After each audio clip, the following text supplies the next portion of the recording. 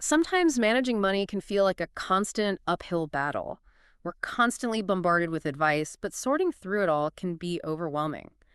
So today we're going to delve into a collection of personal finance tips and strategies, focusing on what truly works and how we can apply it to our own lives. No jargon, no fluff, just actionable insights that you can start putting into practice right away.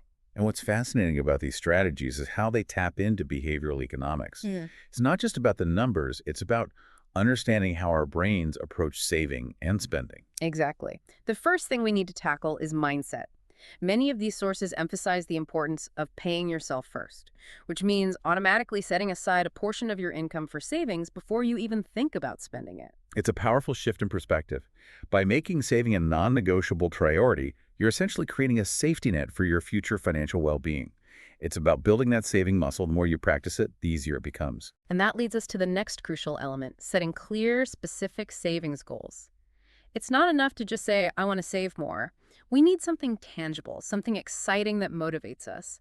Think of it like setting your GPS for a road trip. You need a clear destination to chart your course. Exactly.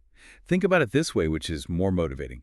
I want to lose weight, or I want to fit into my old jeans again for a special event.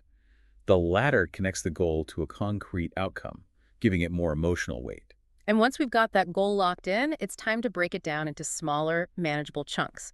That big, daunting goal of saving $5,000 suddenly feels less intimidating when you break it down into weekly savings targets of $100.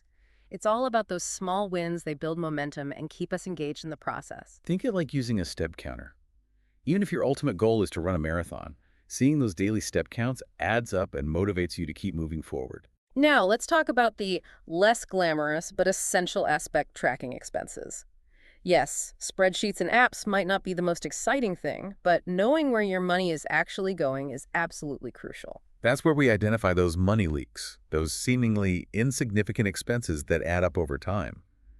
Many people are surprised by how much they spend on small, recurring things like subscriptions, takeout, and even those daily coffee runs. And speaking of cutting back, the sources emphasize making conscious choices about what we spend our money on. Ditching unused subscriptions, saying no to take out temptation, these are all micro investments in our future selves. Each time you resist that impulse purchase, you're reinforcing that saving habit. It becomes a cycle of positive reinforcement. The more you practice it, the more you'll reap the rewards down the line. So we've covered mindset, goal setting, breaking down goals, and tracking expenses. Now let's delve into some actionable strategies that can make a real difference in your savings journey.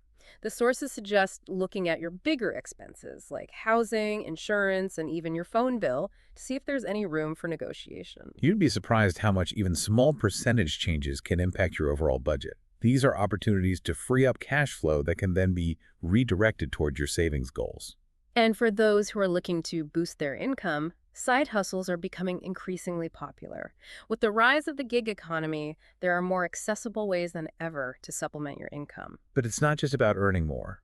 It's also about making your money work as hard as you do.